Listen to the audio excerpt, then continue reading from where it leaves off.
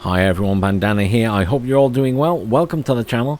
Today we're taking a look at 5 things I wish I knew before I started Nightingale.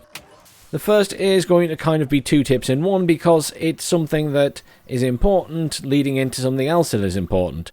So exploration is really important in this game. It is part of the fundamentals, exploring to find new things. And exploring in the tutorials is included in that. So while you're in the tutorial worlds at the very start, it's a good idea to explore everything, which will get you to your first item that I really wanted to talk about in this tip list, and that is the umbrella.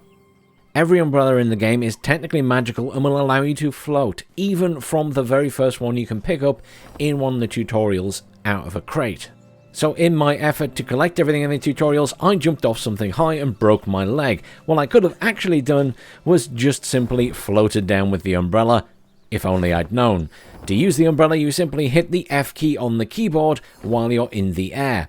You can also right-click to do a forward dash while holding the umbrella and having either nothing in the other hand or a single-handed weapon. And you can combine the two to dash forward and then float, and dash forward and float if you can get the rhythm right. This does, however, drain stamina fairly quickly, so be careful about the heights you do this from. Okay, the next thing is pretty important because early on it really does give you a massive boost in health and stamina and everything else, is that you can stack 3 food benefits at once. So if you eat something, then you can have a benefit from it for 12 minutes, and if you eat 3 different things, you can get benefit from all of those. When you cook it at the campfire in the cooking pot, it will actually show you what benefits it will give you. And it's not just meat and vegetables and berries or whatever else. You can literally combine multiple types of meat or multiple types of vegetables. So when you get the mixed vegetables that you've cooked, it could be berries and mushrooms, or just 2 mushrooms, or it could be mushrooms and something else, depending on what you have found so far. But it is a very easy way early in the game to give yourself a massive boost.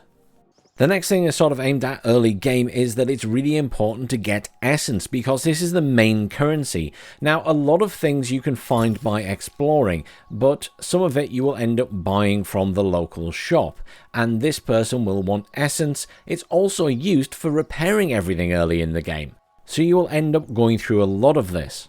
You can break down anything in the game into essence. However, there are some better ways to do it. If you break down base resources, you'll get very little, but if you make them into something, they will work out to be more. One of the best things I've found are marbles. So if you've got the workbench, the basic workbench at the start, you will find you can turn stones, the basic stones you've been picking up, the rocks that are around the place, into marbles. These marbles come in a 20 stack for 6 stone.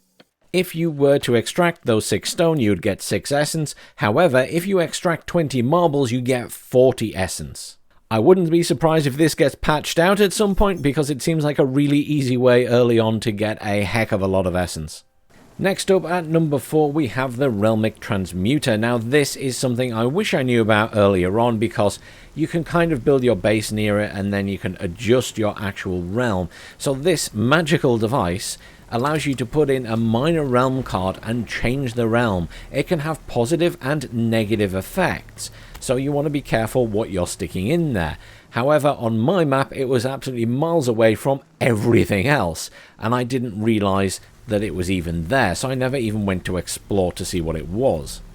Had I realized, I could have built my base down there probably, and then I could have had easy access to change out those cards and change the realm depending on what I was doing at the time. But these can be things, for example, that give you a bonus to carry weight, but at the detriment to your other items degrading faster. Or perhaps you get one like I did that makes it permanently nighttime, increases the amount of respawns, but means that you take damage over time as well. And my final little tip for this video is remember there is a build menu. So when you put something down, you've gone into the B key and you've picked out your blueprint and then you've put it down, yada yada yada. When you're not doing any of that, you can just hit X on your keyboard. If you hit the X key on the keyboard, then you are put into the build menu. And once you're in the build menu, you can move things around that you've already built. You can take things apart and get all the resources back, which is the only way to do that. The nice thing about this menu is just that if you've built something and then later you realize that if you built it next to a campfire or something else, that it would get a better bonus or a trait from it, then you can just pick it up and move it without having to destroy it and rebuild it. And there you go, 5 things I wish I'd known before I started Nightingale. Thanks for watching everyone, please like, share and subscribe, and I'll see you all soon.